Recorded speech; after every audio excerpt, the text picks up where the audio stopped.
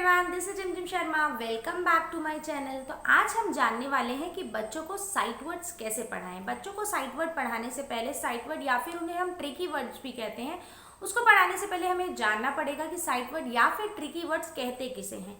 English में कुछ words ऐसे होते हैं जो डिकोडेबल नहीं होते हैं, जिनको हम फोनिक्स के रूल के साथ नहीं पढ़ सकते। फोनिक साउंड्स जो है वो वहाँ अप्लाई नहीं होते, वो रूल्स वहाँ अप्लाई नहीं होते, उनको हमको एज इट इज़ पढ़ना पड़ता है और हम बच्चों को भी एज इट इज़ ही रटवा देते हैं। सो वो सारे जो वर्ड्स होते हैं उनको हम ट्रिकी वर्ड्स या फिर साइट वर्ड्स कहते हैं। साइट वर्ड या फिर ट्रिकी वर्ड्स का जो है एक ग्रुप ऑफ वर्ड्स हैं जिनके ऊपर कोई रूल अप्लाई नहीं होता है फोनिक्स का, उसमें हम उसको डिकोड नहीं कर पाते हैं, उनको हम फोनिक्स साउंड्स के साथ नहीं पढ़ पाते हैं। तो हम बच्चों को कैसे सिखाते हैं कि बेटा आपको ये वर्ड है, इसको एज इट इज़ पढ़ना है। जैसे मान लीजिए एक वर्ड है द, THE द, तो हम बच्चों को कहते हैं इसको एज इट इज़ याद करो, रट लो इसको। तो प्रॉब्लम क्या होती है उसके अंदर कि जब हम बच्चों को उस वर्ड को एज इट इज़ रटने के लिए बोल देते हैं तो वहाँ पे हम खुद ही कॉन्ट्राडिक्ट करते हैं अपने फोनिक्स के साथ। हम बच्चों को फोनिक्स साउंड्स इसलिए पढ़ा रहे हैं क्योंकि वो बच्चों को ईजी करता है वर्ड्स को पढ़ने में, वर्ड्स को रूल के साथ पढ़वाते हैं और हमको इंग्लिश रीडिंग में हेल्प मिलती है। पर जब हम उसी चीज़ को कॉन्ट्राडिक्ट करते हैं साइट वर्ड्स पढ़ाते वक्त, तो हम क्या कहते हैं, साइट वर्ड कैसे कॉन्ट्राडिक्ट करते हैं कि हम साइट वर्ड्स पढ़ाते टाइम बच्चों को बोलते हैं कि बेटा ये वर्ड है, इसको एज इट इज़ रटना है, रट लो, मगअप कर लो, और ये एज इट इज़ है, एज इट इज़ है। या फिर क्या कहा जाता है स्कूल्स में या फिर जब हम घर पे भी पढ़ाते हैं तो एक लिस्ट ऑफ वर्ड दे दिया जाता है, इसको एज इट इज़ रटना है, रटना है।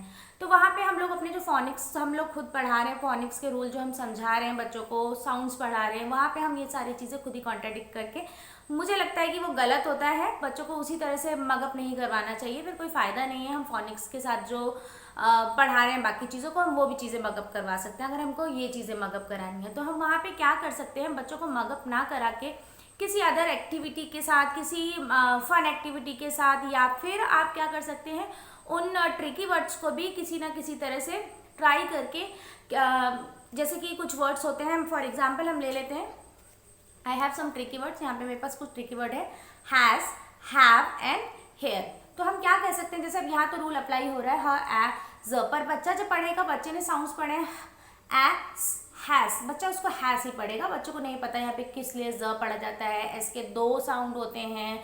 अभी जब हम बच्चों को इनिशियल एज में जब हम इसको स्टार्ट करवाते हैं, वहाँ पे बच्चों को नहीं पता होता कि कब स पढ़ना है और कब ज पढ़ना है। तो वहाँ पे बच्चे को रूल नहीं पता है, बच्चा वहाँ पे कंफ्यूज होता है। तो इसलिए हम लोग क्या कहते हैं, मगअप करवाते हैं कि HS हैज़ है तो आपको इसको एज इट इज़ लर्न करना है और रट लीजिए। So what we can do there, हम वहाँ पे किसी एक्टिविटी के थ्रू बच्चों को ये सब चीज़ें करा सकते हैं। घर पे बीइंग अ मदर भी आप ये सब चीज़ें करवा सकती हैं।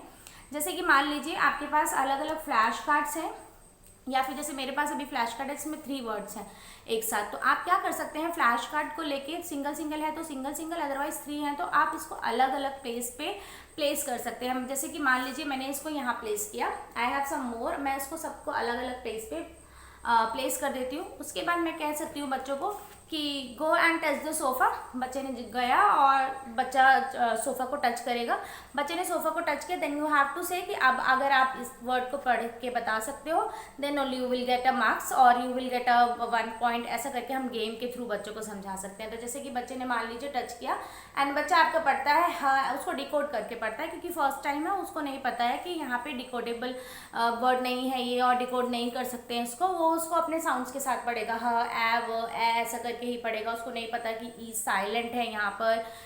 तो उसने जैसे भी पढ़ा, आपको वहाँ पे फिर बच्चे को हेल्प करनी है कि क्योंकि ये अलग वर्ड्स हैं, ये ट्रिकी वर्ड हैं, ये थोड़े से ट्रिकी होते हैं, इसको हम नॉर्मल वे में नहीं पढ़ सकते फोनिक्स के रूल के साथ। तो वहाँ पे आप बच्चे को लर्न करवा दीजिए कि बेटा सोफे पे जो वर्ड है दैट इज़ हैज़। तो एक बार आपने बच्चे को बताया, दूसरी बार फिर से जब अगर बच्चा सोफे पे जाएगा और आपने बच्चे को बोला कि go and touch the word, तो बच्चों को याद रहेगा कि ये हम डिकोड नहीं कर सकते हैं, इसको हमको हैज़ पढ़ना है। Similarly you can do with the other words. आप अलग अलग वर्ड्स को अलग अलग प्लेस पे प्लेस कर दीजिए। मान लीजिए डोर पे आपने कोई नया वर्ड लगाया, बच्चों को जाकर डोर को टच करना है और बच्चों को बताना है कि वो कौन सा वर्ड है।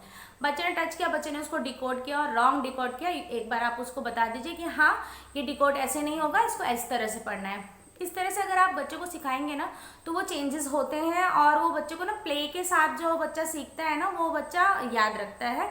और बच्चे को ना आपको ये नहीं करना पड़ेगा कि मगअप करो कि ये स्पेलिंग होती है हैज़ की, ये स्पेलिंग होती है हैव की। इस तरह से अगर आप घर पे करवाएंगे ना मगअप करवा के, या फिर स्कूल में भी हम मगअप करवा के अगर करवाने लग जाए तो उसमें प्रॉब्लम्स आती हैं, बच्चा याद नहीं रख पाता है इस तरह से चीज़ों को और वो कन्फ्यूज़ होता है और जब उसको लिखना होता है ना तो फिर वो कैसे लिखता है, हैव हैव अगर उसके लिखना है तो HA और V ही लिखेगा वो वहाँ पे नहीं याद कर पाएगा कि उसने स्पेलिंग क्या सीखी थी ट्रिकी वर्ड में। वो डिकोडेबल वर्ड नहीं है, उसको हम इस तरह से नहीं लिख सकते। हैज़ अगर बच्चे को लिखना है तो ह ए और ज साउंड वो जेड से रिलेट करेगा और वहाँ पे जेड ही लिख के आएगा। तो इस तरह से चीज़ें अगर आप फेस कर रहे हैं, बच्चा नहीं ट्रिकी वर्ड्स पढ़ पा रहा है, तो आप इस तरह की एक्टिविटीज़ बच्चों को घर पे करवा के और उसके साथ लर्न करवाएंगे तो होप सो आपके बच्चे में इम्प्रूवमेंट आपको खुद दिखेगा। आपको खुद लगेगा कि हाँ बच्चा इस तरह से चीज़ों को याद कर पा रहा है।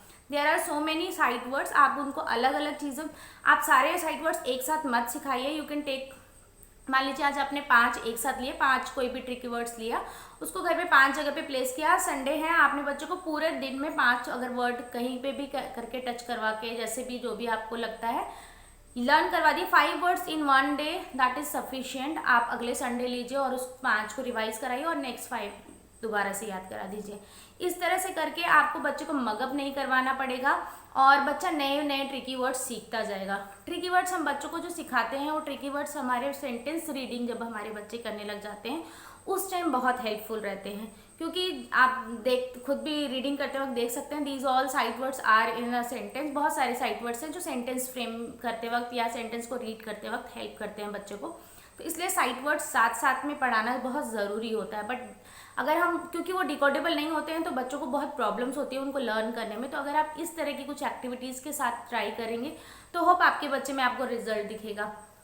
अगर आप के लिए वीडियो हेल्पफुल रहता है तो वीडियो को लाइक और शेयर ज़रूर करिएगा। जिन लोगों को इसकी ज़रूरत है उनके साथ शेयर ज़रूर करिएगा।